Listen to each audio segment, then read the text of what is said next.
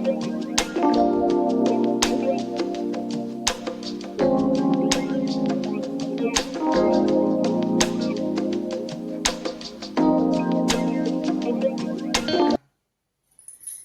गावामध्ये ना मनोहर शिर्के आहेत ना, त्यांच्याकडं घराच्या बाहेर त्यांनी छोटी 3 मंदिरं केली.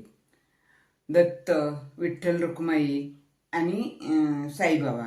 तर त्यांच्याकडे आज रामनवमीचा उत्सव होता. तर त्यांनी रामनवमीच्या उत्सवाला आम्हाला बोलवलं होतं. मी तिथं गेले होते.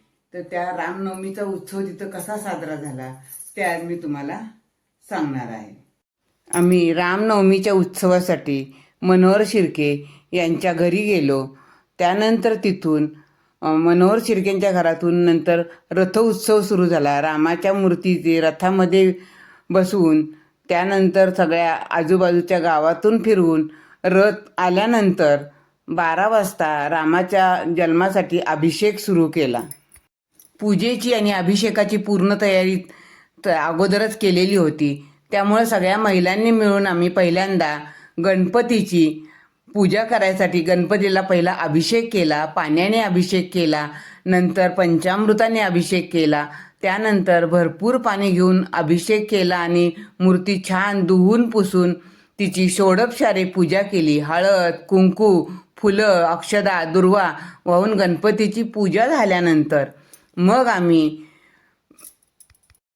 रामाच्या मूर्तीला सुद्धा सगळ्या महिलांनी आम्ही मिळून पहिला पाण्याने अभिषेक केला, मग पंचामृताने अभिषेक केला आणि मग भरपूर पाण्याने अभिषेक करून रामाची मूर्ती स्वच्छ पुसून घेतली. त्यानंतर रामाच्या मूर्तीला फुलं, अक्षदा आणि हळद कुंकू वाहिलं. आज रामाला आम्ही राम तुळस वाहिली, कारण रामाला तुळस आज वाहिली तरी चांगली असते. त्यानंतर आम्ही सगळ्यांनी मिळून रामाची आरती केली, अगरबत्ती ओवाळली, रामाची आरती केली आणि नंतर आम्ही ती रामाची मूर्ती सगळ्यांनी मिळून उचलून पाळण्यामध्ये ठेवली.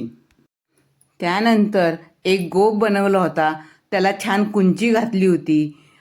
मग राम घ्या, लक्ष्मण द्या, अशा प्रकारे 5 वेळा वेगवेगळ्या देवतांची नावं घेऊन नंतर तो गोप पाळण्यामध्ये ठेवला. नंतर मग रामाचा पाळणा म्हणायला सुरुवात केली. मी पण एक रामाचा पारंपरिक पाळणा म्हटला. कुळभूषणा दशरथ बाळा मनमोहना बाळा दोरे पाळणा लांबविला अयोध्येशी दशरथाचे वंशी पुत्र जन्मला ऋषिकेशी कौसल्याच्या कुशी बाळा दोरे. इतर बायकांनी पण 2-4 वेगळे वेगळे पाळणे म्हटले. त्यानंतर सर्वांनी रामाला मनोभावे नमस्कार केला. त्यानंतर पाळण्याच्या खाली आपण जसा चौक भरतो तसा चौक भरतात. चौकाच्या प्रत्येक टोकावर विड्याचं पान, हळकुंड, सुपारी असं सगळं ठेवतात आणि त्या चौकावर ज्यांना मुलगा हवा किंवा नवीन लग्न झालेल्या मुली असं बसतात आणि त्यांची मग बायका ओटी भरतात. त्यानंतर जावली तालुक्याचे वारकरी संप्रदायाचे अध्यक्ष श्री पार्टे महाराजांनी खूप छान प्रवचन दिलं, सगळ्यांना खूप छान माहिती सांगितली.